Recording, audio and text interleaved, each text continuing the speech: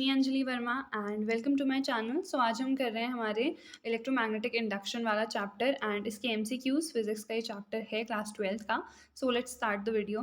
तो सबसे पहला हमारा क्वेश्चन है, a circular loop of area 0.05 metre square is kept parallel to a uniform magnetic field of 2 tesla, what is the flux linked with the loop. अब कई लोग क्या करेंगे, बिकॉज हमें पता है जो फ्लक्स का फॉर्मूला होता है वो क्या होता है, बी ए कॉस थीटा होता है। ठीक है, तो डायरेक्ट बिकॉज यहाँ पे पैरेलल लिखा हुआ है तो b इंटू ए कर देंगे, तो यहाँ पे हमारा आंसर 0.1 आ जाएगा। ठीक है, बट ये आंसर यहाँ पे 0.1 नहीं होगा, इसका आंसर होगा d, दैट इज 0। अब ये क्यों है, जब भी आपको फ्लक्स से रिलेटेड कोई भी क्वेश्चन दिया है एंड उसका एंगल गिवन है तो उसे ना हमेशा 90 से माइनस कर दो। जैसे यहाँ पे पैरेलल गिवन है तो एंगल कितना बनना चाहिए, 0 का, बट यहाँ पे आप 0 वाला एंगल नहीं लोगे, 90 माइनस 0 विच इज 90, तो यहाँ पे क्या आएगा cos 90 एंड cos 90 की वैल्यू कितनी होती है, 0। तो अगर मैं b इंटू ए को 0 से मल्टीप्लाई कराऊंगी तो मेरा फ्लक्स कितना आ जाएगा, 0 आ जाएगा। सिमिलरली अगर आपको यहाँ पे 60 डिग्री का एंगल गिवन है एंड आपसे फ्लक्स पूछा गया है तो आप 60 डिग्री नहीं लोगे, आप कौन सा एंगल लोगे, 90 माइनस 60 दैट इज 30। ठीक है, तो इस तरह के क्वेश्चन जब भी आएंगे ना तो बहुत अच्छे से इन्हें देखना। Then we have our next question, हमें फाई यहाँ पे गिवन है, टाइम हमें 1 सेकेंड गिवन है, what is the induced EMF in the coil. Induced EMF क्या होता है, minus d phi by d t, which means मुझे सबसे पहले तो क्या करना है, d phi by d t निकालना है। अब d phi by d t जब मैं निकालूंगी विच मीन्स मुझे इसका डिफ्रेंशिएशन करना है, तो एक्स की पावर एन का डिफ्रेंशिएशन क्या होता है, एन एक्स की पावर एन माइनस 1, तो यहाँ पे कितना आ जाएगा अगर इसका डिफ्रेंशिएशन हम करेंगे तो 30 टी स्क्वायर। ठीक है, देन प्लस कितना आ जाएगा 10t प्लस 5 एंड 10 बिकॉज एक कांस्टेंट है उसका कितना हो जाएगा 0। तो ये आ गया, टाइम मुझे कितना गिवन है 1, तो विच मीन्स इसकी वैल्यू 1, इसकी वैल्यू 1, तो कितना हो गया 30 प्लस 10 प्लस 5 दैट इज 45। तो अब 45 होगा आंसर या फिर -45, ऑब्वियसली क्या होगा -45 बिकॉज ई क्या होता है minus d phi by d t, तो सी वाला ऑप्शन हमारा करेक्ट हो जाएगा। Now before moving on to our video, I would like to tell you about the Mega Mock Test जो कि आपके CBSE टर्म 1 बोर्ड एग्जाम्स के लिए बहुत ज़्यादा हेल्पफुल होने वाला है। तो ये कंडक्ट करा रहा है Unacademy. In this you can get a chance to win scholarship up to ₹50 lakh and also prizes like MacBook Air, iPad Pro, headphones etcetera. And जो डेट है वो 27 से 30 के बीच में ये आपका मेगा मॉक टेस्ट जो है ये कंडक्ट कराया जाएगा एंड इसकी जो टाइमिंग है वो है 5 से 6:30 के बीच में।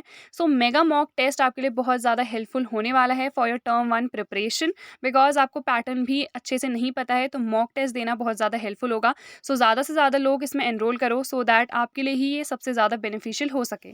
नाउ जो डेट्स हैं आपके मेगा मॉक टेस्ट के लिए फॉर डिफरेंट सब्जेक्ट्स वो क्लियरली यहाँ पे मेंशन्ड है।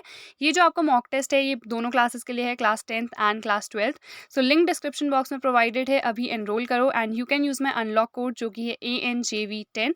नॉट ओनली दिस बट अगर आप अनअकैडमी का ask a doubt feature use करते हो अपने डाउट्स पूछने के लिए so you can win 15 days free Unacademy plus subscription, but this is valid only till 28 November.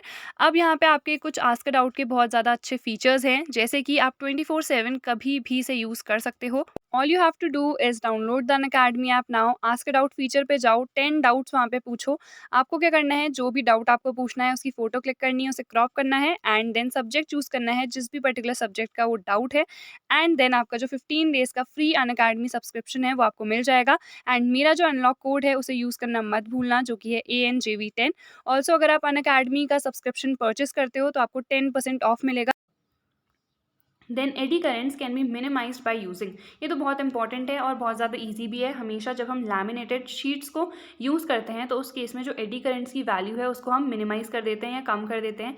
AD currents की वैल्यू को कम करना बहुत ज़रूरी होता है बिकॉज अगर एडी करेंट्स की वैल्यू जो है वो ज़्यादा होगी तो उस केस में क्या होगा, एनर्जी लॉस जो है हमारा या फिर हीट लॉस वो भी ज़्यादा होगा, इसीलिए हमें उसकी वैल्यू को कम करना पड़ता है। Then the self inductance is independent of, तो इसके लिए सबसे पहले आपको सेल्फ इंडक्टेंस का फॉर्मूला याद होना चाहिए, क्या होता है म्यू एन स्क्वायर ए अपॉन एल। तो म्यू हमारा क्या होता है परमिएबिलिटी विच मीन्स मीडियम पे तो डिपेंड कर रहा है, तो बी ऑप्शन तो नहीं होगा। नंबर ऑफ टर्न्स भी हैं तो उस पर भी डिपेंड कर रहा है। लेंथ भी है विच मीन्स लेंथ पे भी डिपेंड कर रहा है। क्या मुझे यहाँ पे कहीं पे करंट दिख रहा है, नहीं, which means the self inductance is independent of current, वो कभी भी करंट पे डिपेंड नहीं करता है। ठीक है, next we have rectangular coil of area itna having 500 turns rotates in a uniform magnetic field of 0.5 Tesla.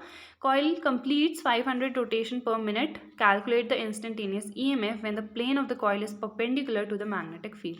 अब देखो पहला जो हमने क्वेश्चन देखा था ना उसमें क्या था, पैरेलल गिवन था तो हमने एंगल को माइनस कर दिया था, बट वहाँ पे मुझे क्या कैलकुलेट करना था, वहाँ पे मुझे फ्लक्स देखना था, यहाँ पे मुझे इंस्टेंटेनियस EMF देखना है।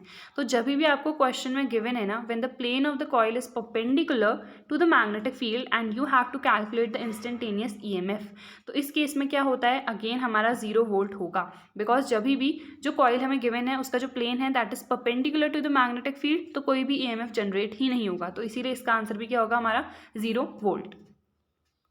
Then the number of turns and length of the solenoid are both doubled, keeping area of cross sectional same. Self inductance कितनी हो जाएगी, तो अभी हमने देखा सेल्फ इंडक्टेंस का फॉर्मूला क्या था, mu into n square.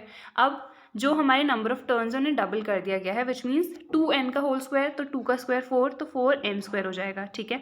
Into ए क्रॉस सेक्शनल एरिया सेम है कहा गया है, लेंथ को भी डबल कर दिया गया है तो 2l, तो ये कैंसिल हो गया, 2 आ गया। इसको सपोज एल डैश ले लेते हैं हम, ठीक है, तो एल डैश की वैल्यू क्या आ जाएगी, 2 इंटू एल, एल का मतलब क्या है जो इनिशियल में था, that is mu into n square into A upon L.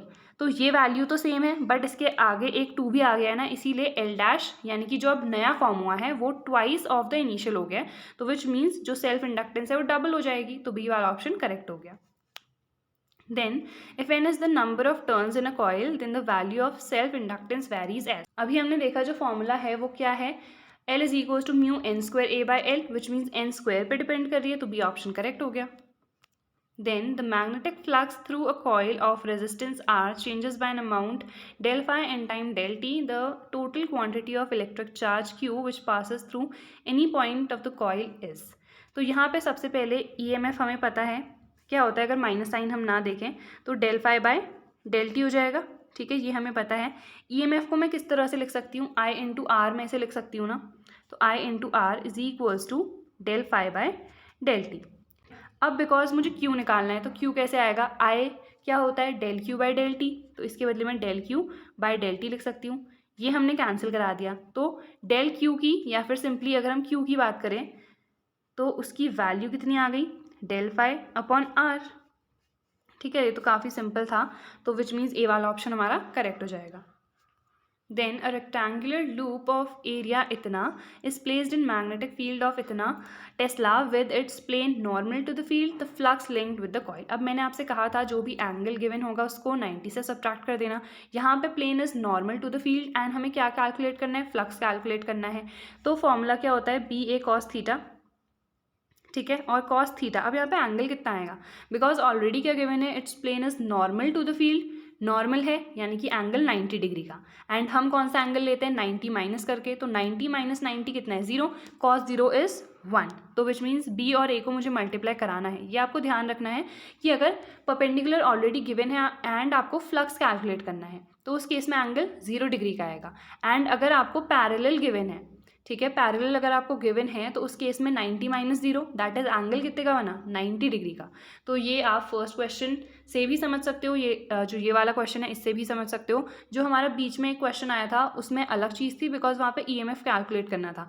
इन दोनों क्वेश्चन में क्या कैलकुलेट करना है, फ्लक्स। तो बी इंटू ए को मुझे सिंपली मल्टीप्लाई कराना है, बी है 0.3 टेस्ला, एरिया 20 इंटू 30 कितनी आ जाएगी, 6 इंटू 10 की पावर 2, एंड अगेन ये सेंटीमीटर में है तो मुझे इसे मीटर में चेंज करना ही पड़ेगा, विच मीन्स मुझे 10 की पावर -4 से मल्टीप्लाई कराना पड़ेगा। क्यों, बिकॉज सेंटीमीटर स्क्वायर है तो इसीलिए मुझे 10 की पावर -2 के होल स्क्वायर से मल्टीप्लाई कराना पड़ा। तो ये कितना आ गया 1.8 इंटू 10 की पावर -2 विच मीन्स 0.018, तो बी वाला ऑप्शन हमारा करेक्ट हो गया। Then eddy currents are produced when, तो ये तो काफ़ी सिंपल सा है। एडी करेंट्स कब प्रोड्यूस होते हैं, जब भी हम किसी मेटल या फिर एक कंडक्टर को किस में रखते हैं, वैरिंग मैग्नेटिक फील्ड में रखते हैं, तो बी ऑप्शन करेक्ट हो जाएगा, when a metal is kept in a varying magnetic field. So that's all for today's video. I hope इसमें हमने जितने भी क्वेश्चंस करे आपको सारे ही अच्छे से समझ में आए होंगे। So I will see you guys in the next video, till then take care.